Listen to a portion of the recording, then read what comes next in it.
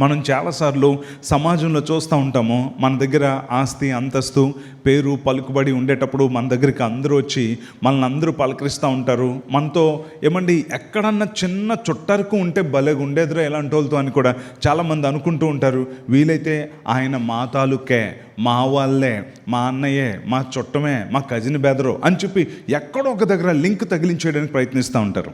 అదే గనక నీ జీవితంలో నువ్వు చిదిగిపోయి అన్నీ కోల్పోయి నువ్వు ఎవరు పట్టించుకోలేని దేని స్థితిలో ఉంటే, ఆవిడమ్మా తెలియదండి సంతలో చెంతకాయ లేకపోతే బీరకాయలో పీసు అని చెప్పి అప్పుడు మాట్లాడుతూ ఉంటారు. చూసారా, మనుషులు మన దగ్గర అన్నీ ఉండేటప్పుడు మనతో బంధుత్వాన్ని కలుపుకోవడానికి, మనల్ని జ్ఞాపకం చేసుకోవడానికి ఇష్టపడతారు. కానీ మన జీవితంలో ఎప్పుడైతే అన్నీ కోల్పోయాయో, మనమంటే ఎవరో కూడా తెలియనట్లుగా మనుషులు ప్రవర్తిస్తూ ఉంటారు. మనము దీన దశలో ఉన్నప్పుడు ఆయన మనలను జ్ఞాపకం చేసుకొని, ఎంత గొప్ప దేవుడిని మనం కలిగి ఉన్నామో ఒకసారి ఆలోచించండి.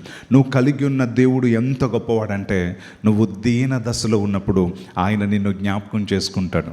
ఒక హాగరు అరణ్యంలో బిడ్డకి నీళ్లు దొరక్క పిచ్చి దానిలో పరిగెడుతూ ఉంటే, ఆమె ఆర్తనాదాలను వినేవాడు ఒక్కడూ లేనప్పుడు, ఆమె ఒక పని మనిషి లేకపోతే సారాయికి దాసి అని చెప్పి దేవుడు అనుకోకుండా ఆ వేదంలో ఉన్న ఆమెను ఆ ఎడారిలో జ్ఞాపకం చేసుకొని, సారాయి దాసువైన హాగరు ఎక్కడి నుంచి వచ్చావు, ఎక్కడికి వెళ్ళావు, నీళ్ళ కోసం అల్లాడిపోతున్నావా, అదిగో అని చెప్పి దేవుడు దారి చూపించి నీళ్ళిప్పించి తన బిడ్డను దీవించి అనేక రకాలుగా దేవుడు హాగర్ను ఆశీర్వదించాడు. మన దేవునికి ఉన్న గొప్ప లక్షణం ఏంటంటే, మనము దీన దశలో ఉన్నప్పుడు ఆయన మనలను జ్ఞాపకం చేసుకునే దేవుడు. హల్లెలూయా.